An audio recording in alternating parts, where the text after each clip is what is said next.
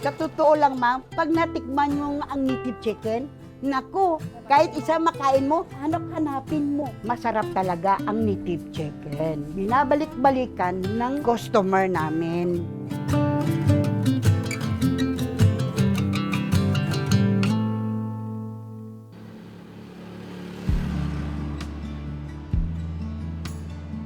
Ako po si Judith Escoton Halipa, tagaluto ng native chicken. Ako naman dito, ako lang dito nagmahala dyan sa labas. Babantay, ako lang yung nag-ano sa mga customer dito. Ang Florence, 1970s. May tinda na yung nanay ko ng mga manok, tuba, mga inumin na kung mga beer, ganun lang. Pero hindi pa Florence ang pangalan. Huli-huli na lang, medyo magaganda na. Nilagyan na ng Florence. Si nanay ko si Florinia. Yun ang gusto niya. Yan ang nilagay namin. Hanggang ngayon, di namin pinala yung pangalan ng nanay namin. Yung nanay namin, yan ang una-una nagluluto ng native chicken kasi nagtitinda siya ng tuba. Yung nagawa yung pulutan. Nagluluto yung nanay namin, kailangan dito ka sa tabi niya. Tinuturuan kami magkatay, maglinis ng manok, magluto. Ito yung talagang mahilig ma'am, magluto. Mahilig ako magluto. Ako pang emergency lang eh. Pag wala sila, Siyempre, mahal namin ang recipe ng nanay namin at saka dan ang binigay na recipe. ang native naman nga ganaluto, tuba yan, hindi kami naglalagay ng mga kung ano-ano. Suka. Ito yung kapatid ko. Maganda siya. Mahal na mahal ako. Mahal niya kaming lahat.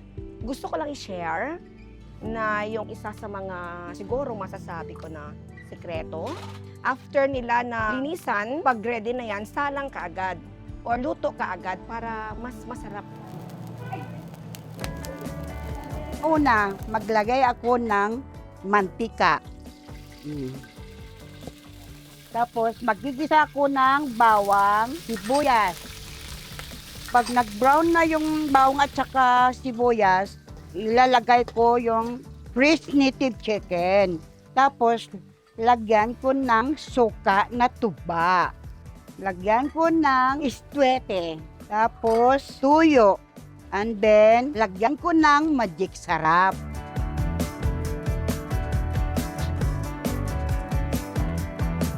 Tapos pag hinalo mo, lagyan mo ng takip habang kumukulo. Maghintay ng ilang minuto, maya-maya, luto na. Ito yung pamangkin ko. Dito yan sa akin, pinalaki ko at saka pinaaral ko. Pag nag-graduate na siya na sila na bala magpatayo Wala ng na medyo sila, maganda kasi na. matanda na kami. Kasi hindi na rin namin kaya. Habang may susunod na generation, hindi pa rin mawawala yung Florence. At saka, yung mga pamangkin ko, thank you Lord, sabi ko, iba yung mga pamangkin ko tapos na sa pag-aaral. Dito lang sa Florence.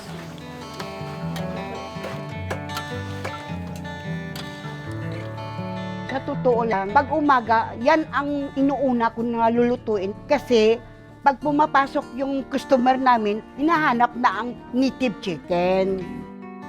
Pag nagpasko, ma'am, maraming ang order pag December. Puno yan. Iba, nagre-reserve pa. Tumatawag lang. Ang hirap ng manok. Sobrang mahal. Pero kailangan preparahan mo. Ayan ang inabalik-balik ng tao dito. Ako po si Laura Del Rebreza. Nandito po ako para kumain po ng native chicken adobo po. Lagi ko pong kasama yung pamilya ko at mga kaibigan ko po. Masarap kasi po yung chicken adobo nila kasi po maraming pumupunta po dito at maraming turista po ang nakakapunta rito at kumakain po ng native chicken nila. Ang nanay namin, kilala sa dito sa Antique. Pag sinabi mo na lang saan ang Florence, alam na yan ng customer namin. Kasi mahal ng tao si nanay, hinahanap ng customer namin. Mensahe namin kay nanay, Nay, pagpatuloy mo lang namin ang negosyo mo. Gabayan mo kami. Para kahit matanda na kami, malakas pa rin yung paa namin. Bili na talaga. Huwag yung pabayaan yung tindahan. Kasi yan lang ang kabuhayan nyo eh. Wala na kayong iba na negosyo kung yun lang. Sarap magkasama. Thank you for watching.